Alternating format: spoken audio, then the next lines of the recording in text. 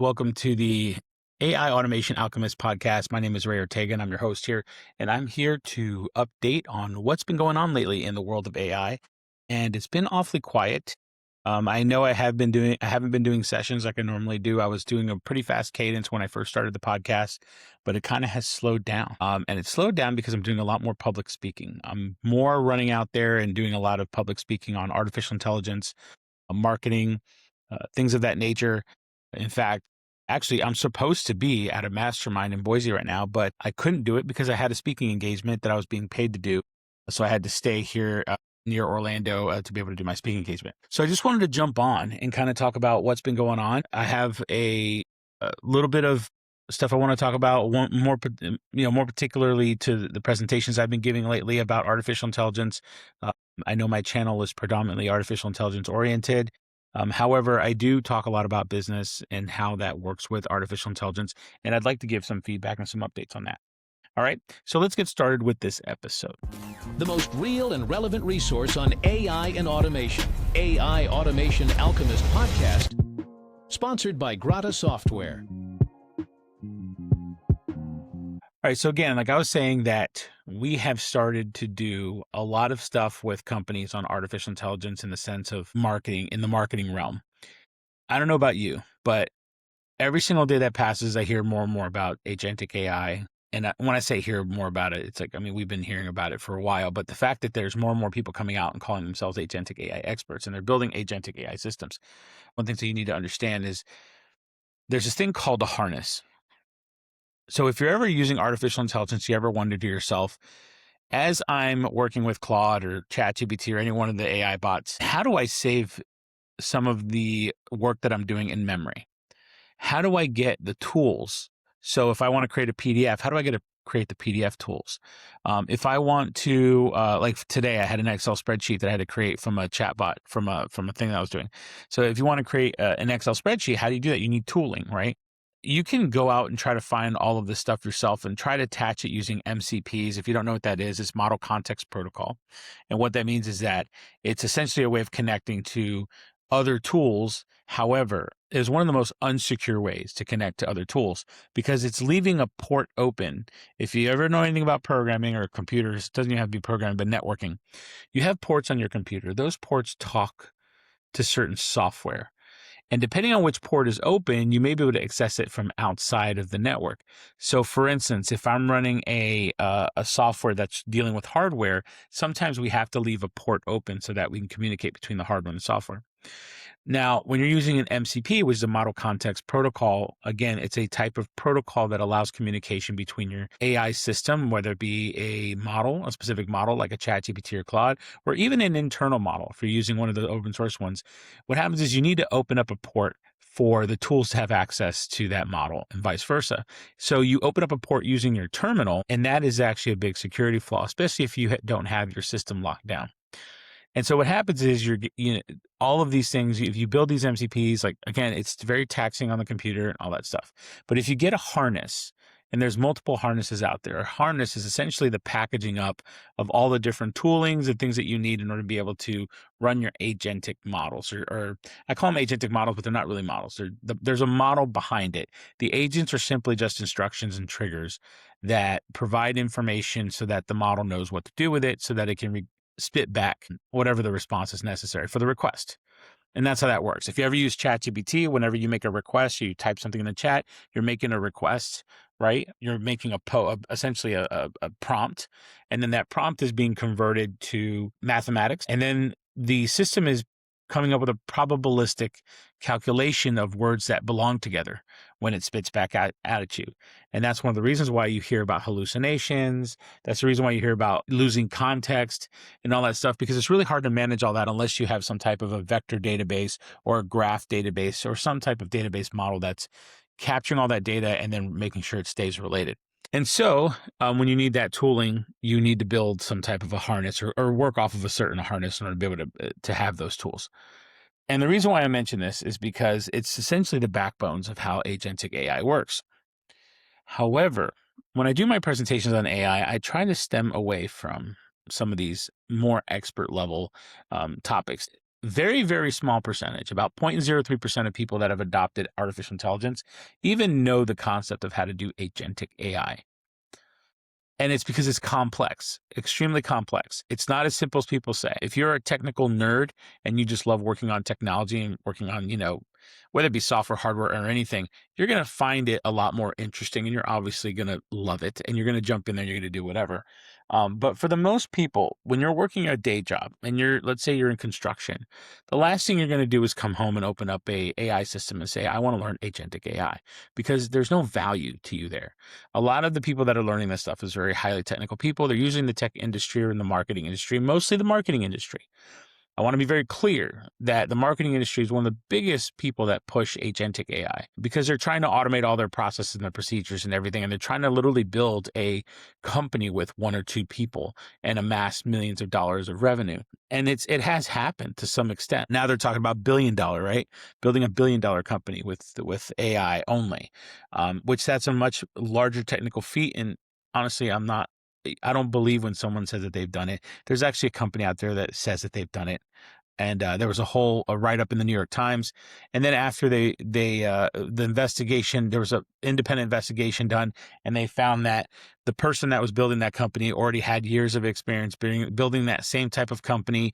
In fact, most of the work had been done by other people, by outsourced people. AI didn't do all of it from scratch and build him this $1 billion company.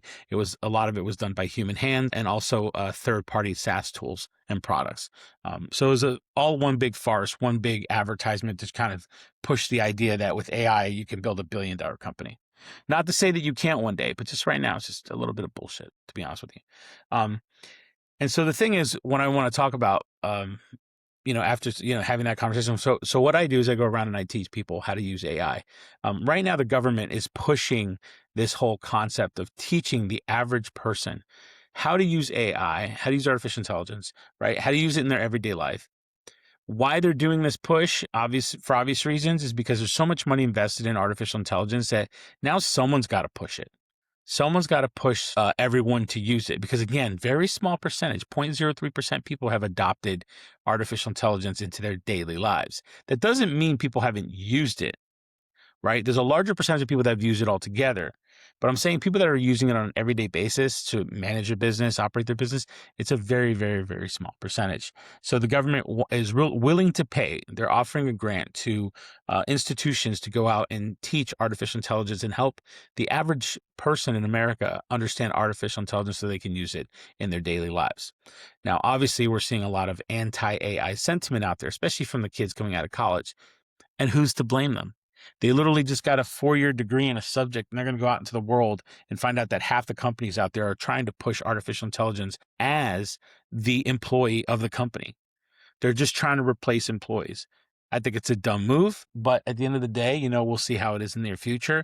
I always tell people, continue to understand the fundamentals, learn the fundamentals.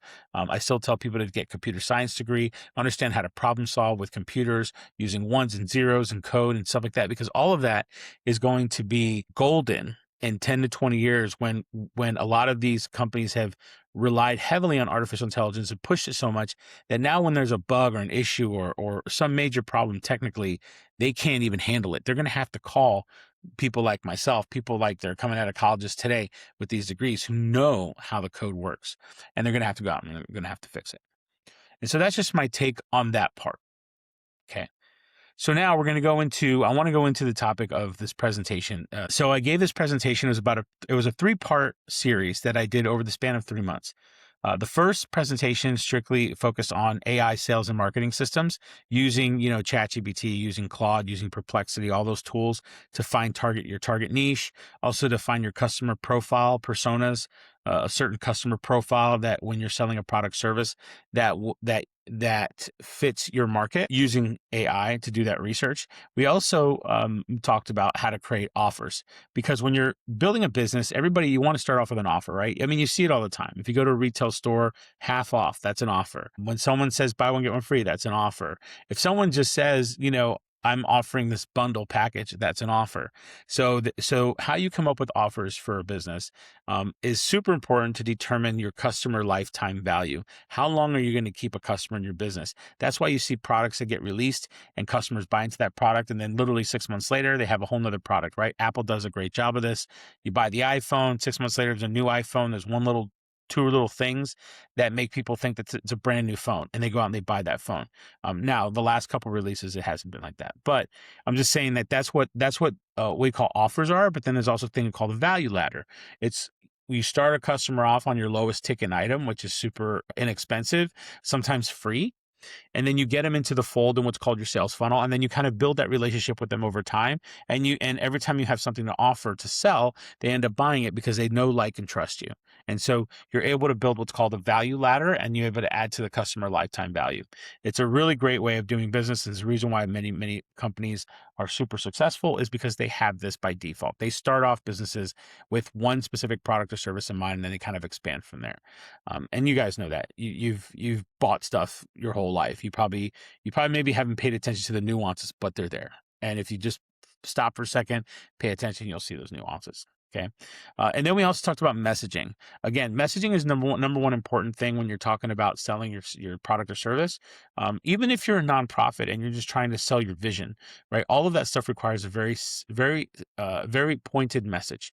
It's like, think about it as a bullseye, right? The larger, the rings out on the outside of the bullseye, right? That may be like a specific customer that you think you know, right? But there's far more details to the customers out there. So there's like, it's beyond just the demographic information. There's also psychological information that, there's sales psychology involved in that. And so what you do is there's about 3 or 4 or 5 parameters that you can apply to a customer's profile. And when you add more parameters, you become more and more defined as a target, as who you're going after. And what you're trying to do is you're trying to aim at the bullseye. And so that's what we were talking about when it comes to messaging. The messaging needs to be a message to a target audience, and that message needs to hit that bullseye. It's a specific target audience who wants a specific thing right now, right, that they're willing to purchase right now, right? And even if they're not willing to purchase now, you can still build relationships with the customer and nurture that relationship. But as long as you're still giving the right message at the right time to the right people, that's super important. So that was like the first webinar that we gave. It's a webinar seminar that we gave, and that was the first part of a 3-part series. The second part was email automation and tooling. So one of the things I'm a huge proponent of is still email works. I could prove to you if I showed you my emails that I send out when I'm sending bulk emails, we get about a 45 to 50% open rate on our emails. And that's a very, very great metric. Usually it's like 20% is pretty good, but we're getting a lot higher. Reason why is, again, it goes back to messaging. We're finding the right message to the right audience at the right time. And so in that presentation, I basically showed how to use AI to generate your email campaigns, but not just the email campaigns, but the actual storyline. Just like anything else, today, everything is being sold by stories. You got to tell stories. You got to tell good stories. I'm not a great storyteller per se. I don't have a lot of stories in my back pocket, but you need to go reach out and find, like, in your history, what stories would be relevant to your customer, because you want to relate to your customer, right? But you can leverage artificial intelligence to be able to get some of that for you. You can get about 80% of the way there, and then you're going to have to fill it in with like your details of the story, especially if you want to keep it as authentic as possible. You don't want to just tell any story. You want to tell authentic stories that resonate with the audience and make them say, yes, I want to do business with that person. But that's the first thing. And then we showed how to use a tool called Apollo.io, one of my favorite tools. If you look it up, it's Apollo.io. What I love about this tool is the fact that sometimes you just don't have a list of potential customers, so you don't know who you're going to email, right? A lot of times you don't create email campaigns unless you already have a list of customers, a list of people that you already got their emails and they've already opted into your email campaign. However, what Apollo does is actually super brilliant. What they've done is that every salesperson that's out there that's using the Apollo platform is putting into the Apollo platform the name, emails, phone numbers, and information pertaining to their customer. And what happens is now that information is available in crowdsource and it's in their database. So now it's available to anyone who has an Apollo account. So, and some people will look at this and be like, man, that's kind of messed up because that's my lead. That's my potential customer. Well, the reality is that the same way that you found that customer, someone else found their customer and they're sharing it into Apollo. So it's like just get over yourself. Like, let's just share. Let's just share the information so that we can help each other, right? And that's what I love about Apollo. They crowdsource the emails and the phone numbers so that way when you go and you contact someone for a potential business opportunity, you're getting a real email and a real phone number and you're not getting spam stuff. Like if you do these things like Zoom Info, which is a database that gives you leads, freaking half the time, half those emails don't work or the phone numbers don't work. And then you're wasting time and money trying to reach out to people that don't even exist. So that's why I like Apollo. It's crowdsourced and they validate the emails, validate the phone numbers, and that makes it easy for you to contact people and send out email campaigns, automated email campaigns. It's about nurturing people. It takes about 15 touch points to get someone to a sale. So you're going to have to do some of that legwork. And so I use automated emails to do that. And I use Apollo IO for that. And then we talked about how we can also use ClickFunnels. So ClickFunnels is a tool that I use that helps you capture leads through a landing page. They put in their email in to opt in to whatever it is, a free offer or extra information or anything like that. It has to be a very compelling offer. It can't be something like just give me your email because we're going to contact you. Like nobody's going to do that, right? But if you say I'm offering this free book and this free book is a guide that shows someone like how they can make an extra $10,000 a month in their business. Now, I use that phrase loosely because the fact is there was a time on the internet that everybody used that term. You're going to make $10,000 on the internet in the next 60 days, right? I'm just using it as a reference, but when someone saw that, they went to a landing page and they put in their information, right? Now that information is stored on your list, right? Especially if that's your landing page, it's on your list. Well, guess what? Now you can take that with a tool like ClickFunnels or a tool like Go High Level, and you can create automated email campaigns to nurture those people, not just to talk about who you are as a company, what you do, but also to tell them stories about your customers and the success stories that you've had, right? This is where a lot of people create newsletters because the newsletters allows you to build that relationship over time. They see what you're doing, they see what you're up to, and then not only that, sometimes in a newsletter you provide just free value, free information that adds more value to that relationship. And then the more you add value adds to the relationship, the more chance they're going to do business with you. All right. So we had so that was our second presentation. We did that part. Okay. And then the presentation today. And I just want to preface this to the presentation today. I had to slap it together. I knew that it was coming, but we weren't sure about the topic of discussion until like the very end, till probably like a couple days ago. And so yesterday I had to slap this thing together, and it was really funny because when I was building it, I thought, man, this is going to be overwhelming. There's a lot of information when it comes to capturing leads on social media. And some of it, it's not, I mean, there's tools and there's AI, there's all these things that you can use. And I wanted to provide the most value possible. So I created, I think it was like total of 70 slides, 65 to 70 slides of all the different tools, the steps, the strategies. I even had a 4-step process. In fact, I'll tell you what the 4 steps are. The 4 steps that I talked about was number one is messaging, is having a very clear and compelling messaging when you're posting on social media that is specific to the target avatar, the target customer profile, right? And not only that, where they are in their awareness level, because every customer is in a different awareness level when they're doing business with you, right? You've experienced this. When you walk into Walmart, right? Let's say you walk into Walmart and you're looking for, I'm just going to throw this out there. You're looking for a basketball, right?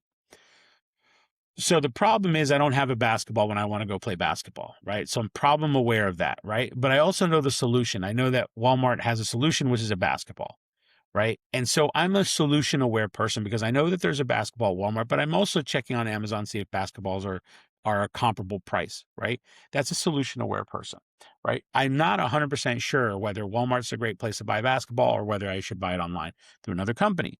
Right now, if I knew that if I go directly to Spalding, right? If I'm the type of guy that's like, oh, I'll go directly to Spalding and I want to buy a Spalding basketball because I know Spalding, I'm what's considered what's a most aware customer. I know that I have a problem. I don't have a basketball. I know that there's a solution that the basketballs sell online in Amazon and other places. And number three, I know Spalding is a product and it exists. And I just go straight to the Spalding website and I go buy the basketball. Then I'm a fully aware person. I am the bottom of the funnel. I'm ready to buy at all times, right?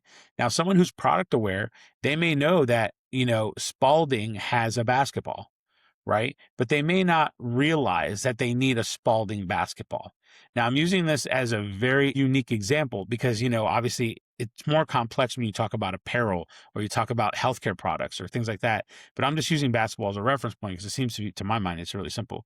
But the reality is that so let's say, like at my house, I have several basketballs, all different types.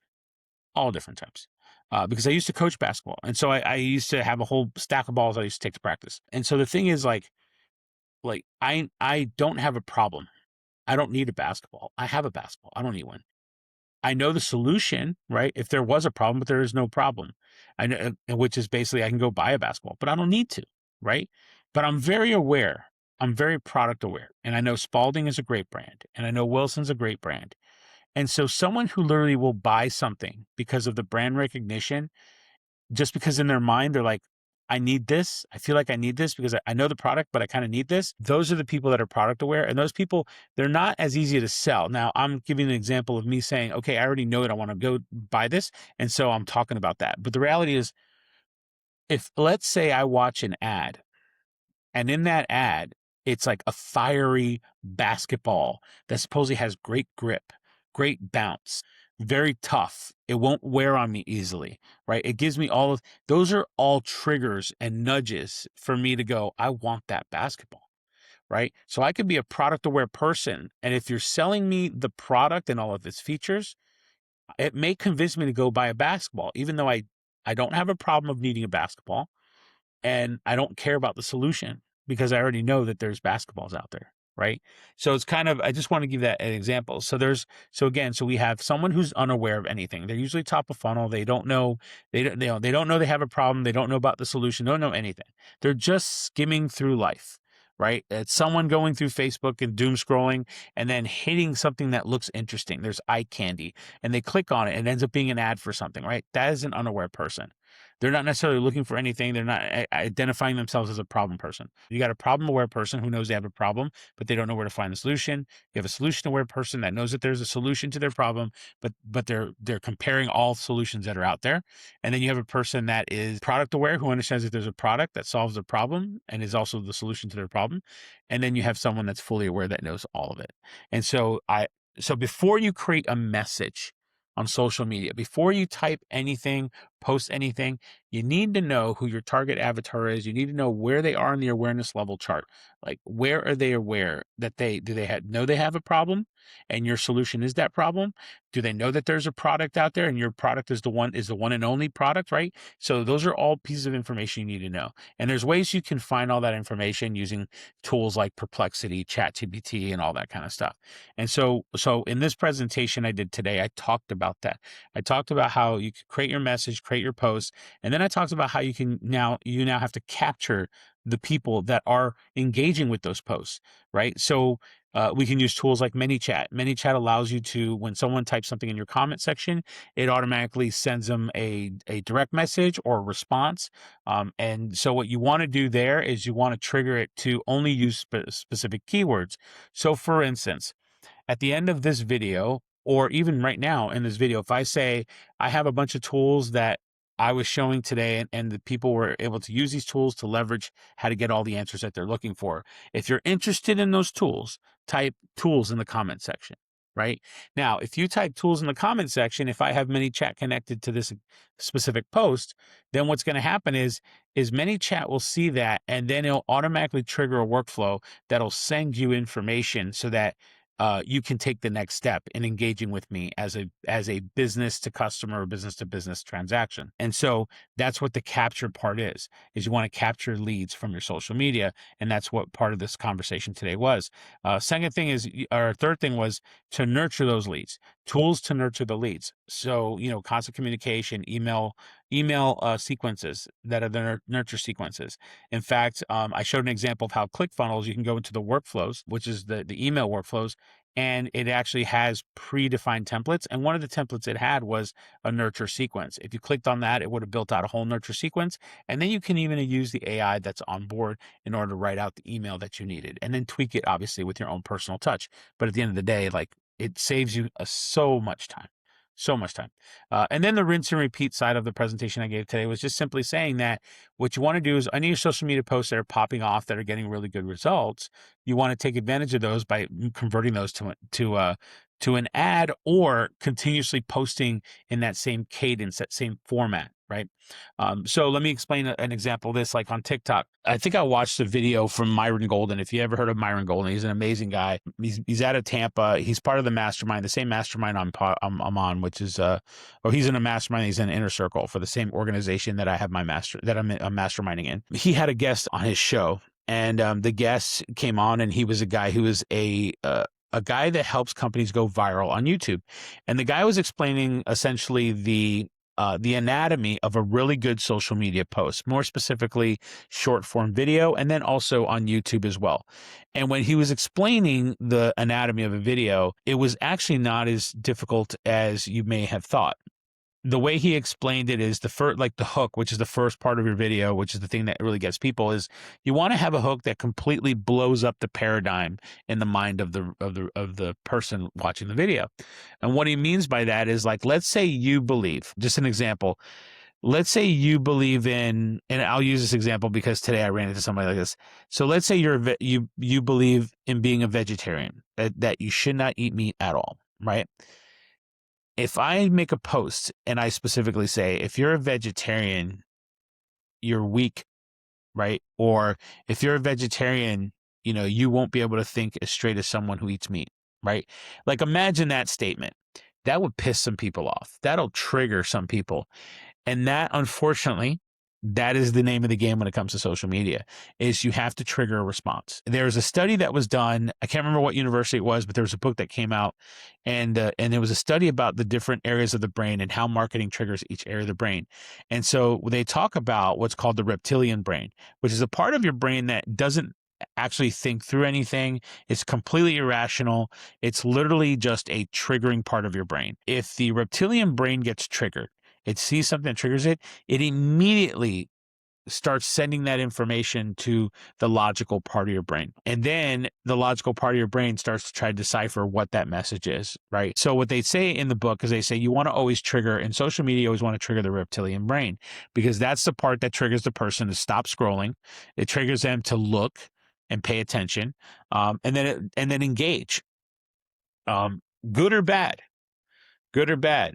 Sometimes I wonder if people have a frontal lobe on my TikTok because some of the things they say when they do respond with that reptilian brain. But the fact is, that's what you're looking for. You're looking for that engagement, not necessarily because you want to be that guy. You don't want to be like the shock jock type guy, right? It's not that. What you're doing is, your social media is only going to show your post to so many people.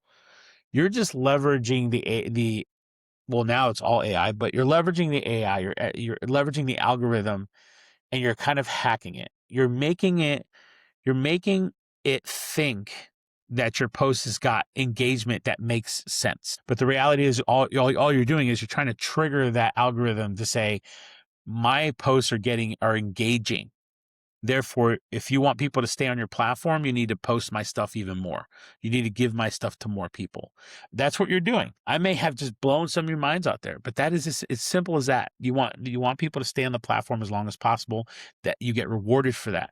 How you do that is you have to tap into that reptilian brain. You have to create some trigger, right? If someone loves, like I was talking to someone today who they train people on how to lose weight and also how to build muscle and become buff, right? And how to be strong. If you say something like, there's no way to become strong there's no way to build a ripped body without steroids. Prove me wrong. Trigger point, right? So let's say you're someone that is in healthcare, right? And let's say you're a nutritionist, right? And someone is out there, and everyone's out there saying you need to work out. Like, it's not about nutrition. Like, you can eat whatever you want. You just have to do exercise. It's a calorie deficit situation, right? You just need to make sure that you consume less calories than what you burn in a day. Well, if you wanted to bring people to your business and you're on social media, and there's a heavy, heavy rotation of people saying that, the trick to weight loss and getting ripped and everything has nothing to do with nutrition. It has to do with weightlifting. It has to do with exercise and weightlifting. Well, then you obviously want to change that paradigm in the minds of the audience. So then when you do a post that says, if you want to be ripped, the only way to do it is through steroids, prove me wrong. Then what happens is all of those people that are looking to like gain muscle, they'll see your posts and then it'll be a trigger, an immediate trigger. And it could be positive or negative. It could be people saying, I always say this, it's not just, working out. It's a matter of good nutrition, right? You'll get those type of comments, but then you'll get the comments of the people, which are the people that are adding to your engagement numbers. You'll get a comment from those people and those people will be like, man, F you, you don't know what you're talking about. You've never been ripped in your life, right? It's those type of people. And again, you want to know an example of what a reptilian brain is? That is it right there. Because when those responses come, it's literally the most dumbest responses. There's no logic behind it. It's just pure emotion. And that's what that is. You're triggering that emotion, and it's literally the reptilian brain. And for those people, it hasn't gotten to the logical part of the brain yet. Like it's not like they sit there and they stop and go, this is dumb. I shouldn't write this. No, they write it and they post it. And it's the dumbest thing ever, but it's what people do. And so that's literally how you have to trigger them. And I know for some of you guys listening to this, you're like, oh man, I don't want to get into this kind of game. The reality is if you're building a business, this game is almost like a requirement. Unless you're building a business that you're doing government contracts, or you're building a more of like a business on an enterprise level where you already have connections with large companies and you're building your business the more traditional way. But today, if you're trying to launch a business today, Grant Cardone has this great saying that he always says, if they don't know you, they can't flow you. Which means that if you're not well known, there's a good chance that you're not going to get that much business. Like you're going to get business probably, but not as much business as you think. And the reality is, and I learned this thing the hard way. I used to be very top quality, right? I followed Steve Jobs. I was a huge fan of Steve Jobs from a business perspective, not necessarily his personality, but the fact that like he put so much of himself and his effort to build the most amazing product with the best experience, because he owned that fact. Like that was his thing. And the thing is, today that is not as rewarded. Back in the days, that was rewarded, right? You had fanatics that loved Apple. In fact, today still love Apple. I'm one of them. I love Apple. I use Apple everything. But in fact, I think they did a study where it showed that people who own Apple products, when they did a brain scan of these people, when they were using Apple products. So it's not just naturally when they're out in the real world. It's when they were using Apple products, the part of their brain that got stimulated was the same part where people in churches get stimulated in worship and in prayer, right? So essentially, it's almost like people worshiped Apple. So that's why it didn't matter what Steve Jobs really did, right? People were already in love with Apple and they were just going to buy Apple no matter what. But the reality is that that's not the case for most products. That was an anomaly. And so that's that case. Just going back to what I was saying is the presentation today, we kind of touched on all these things on the rinse and, the nurturing the lead, and then also rinse and repeat. Rinse and repeat, by the way, is super simple. It's basically just finding the posts that work on social media and then basically doubling down on them, whether you repost, rebrand, or whatever you wanted to call it. But the real reality is it's really the format. Russell Brunson calls it the hook story offer. Eric Thane, who's a student of Russell Brunson, he has his own, which is, tell him the hook, right? And then tell him the why. Like tell him the hook, the why, and then the content, right? And usually the way it works is like you have a hook, lose weight in 20 days with this special whatever. So you have the hook, and then you have the why. This is the reason why you want to lose weight fast, using this specific method. And then you tell them the content. And then the content is based like, well, let me show you the 3 ways you can do this. And then you have the call to action. If you're interested in learning more about how to do this, type in health guide in the chat, or click like, follow, and subscribe to watch the next videos. Those are just call to actions. So that was basically the concept of that whole conversation is, once you develop a cadence that works, that you're getting really huge amount of follows and views, video views, because again, video views matter more.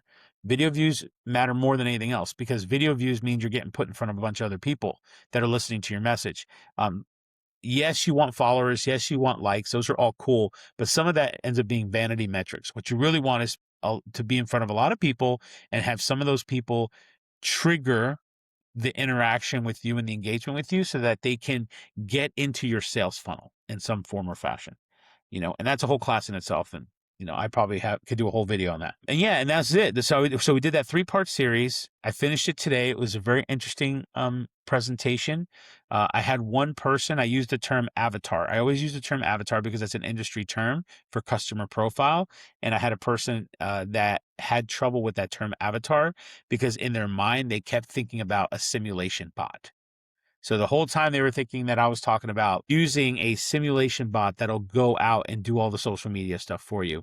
And what I was talking about was a customer profile.